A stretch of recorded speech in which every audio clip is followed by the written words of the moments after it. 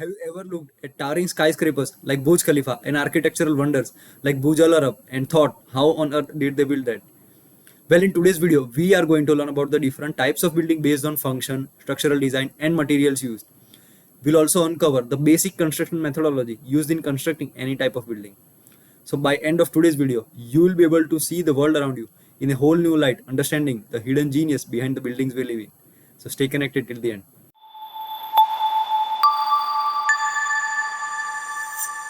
Now let's discuss different types of building based on function. So the very first is residential. These are the buildings where we live in, from bungalows to apartments and condos. They provide living space and shelter. Number second is commercial. We visit such buildings to shop, work, and eat. Offices and restaurants are typical examples. Number third is institutional. These buildings are created to serve communities. Schools, hospitals, and government offices fall under this category. Number fourth is industrial. These are the workhorses of our world. Factories, warehouses, and power plants are typical examples of industrial buildings. Number fifth is transportational. Airports, bus terminals, train stations, and bridges are typical examples of transportation buildings. They help us get around from one place to another. Last but not least is recreational. These are the buildings where we play and have fun. Stadiums, theaters, amusement parks, and playgrounds are all types of example of recreational buildings. Now let's use structural design as a means to classify the buildings. The very first one in these cases is load bearing. In load bearing structures, walls are the major structural components to transfer the load from the slab to the foundation. Number second is frame structure. Unlike load bearing, in frame structure, beams and columns are used to transfer the load to foundation from the slab. Number third is truss. Small triangles made of steel or wood are used to transfer the load. Number fourth is shell structures. In shell structures, roofs are generally curved shape, resembling an eggshell. These structures do not require any additional supports to transfer the load. Number fifth is cable and arches. In these types of structures, cables or arches are used to support the structure and distribute the weight across the entire structure. Number six is pre-engineered. In these types of structure, the parts of the building are basically manufactured off the site on a factory. Then these parts are transported to the construction site and then the building is erected. The main purpose behind this is to save time. Last but not least is tension structures. In these type of structures, tension or pulling forces are used to support the weight and transfer the load. Suspension bridges are a perfect example of these type of buildings. Now let's discuss different types of building based on materials used. Starting with steel.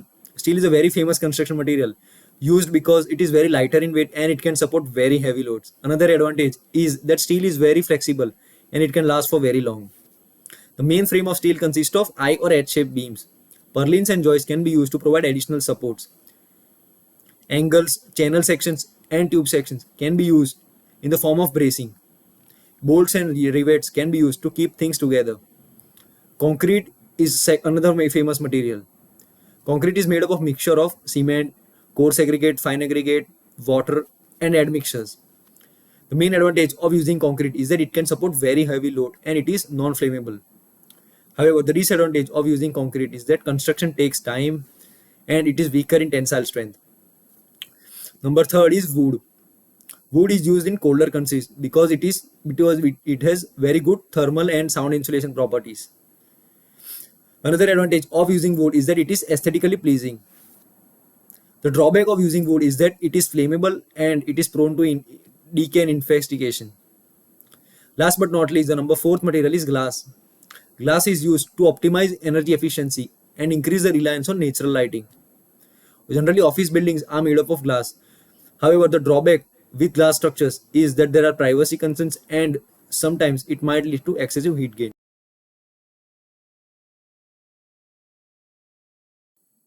Even though there are different types of building, the basic protocol is the same.